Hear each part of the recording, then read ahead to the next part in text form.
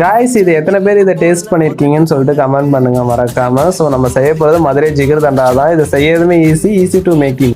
அப்படியே மறக்காம நம்ம பேஜை ஃபாலோ பண்ணிட்டு வீடியோ சேவ் பண்ணி வச்சுட்டு வாங்க எப்படி செய்யலாம்னு பார்த்துடலாம். ஜஸ்ட் இது ஒரு பாத்திரத்தில் வந்து கேரமல் பண்ணிக்கோங்க, ஒரு சுகர் எடுத்து. இதோட பேருமே இன்ட்ரெஸ்டிங்காக தான் இருக்குது. ஜிகர் தண்டாங்கிறதுக்கு பார்த்தீங்கன்னா ஜிகார் என்றால் இதயம் என்று பொருளாம், தண்டா இல்லை என்றால் குளிர்ச்சி என்று பொருள். அதனால தான் ஜிகர் தண்டா, அதாவது மனதை குளிர்விக்கு பானம். நெக்ஸ்ட் பார்த்தீங்கன்னா நம்ம கேரமல் பண்ணி வச்சிருக்கிறதுல வந்து பார்த்தீங்கன்னா பால் சேர்த்துருங்க. அதுக்கு முன்னாடி தண்ணி சேர்த்து கொதிக்க வச்சுட்டேன். அதுக்கப்புறம் பார்த்தீங்கன்னா அதோட பால் சேர்த்து நல்லா கொதிக்க விட்டுருங்க. அதாவது திக்கான பால் எடுத்துக்கோங்க. இது கூட பார்த்தீங்கன்னா பிசினியுமே ஊற வச்சுருங்க. அதாவது மெயினான மேட்டரே பாதாம் பிசின் தான். ஸோ இந்த வெயிலுக்கு சம்மருக்கு செம்மையான ட்ரிங்க்கு நம்ம ஸ்டைலில் ரெடி ஆயிரும்.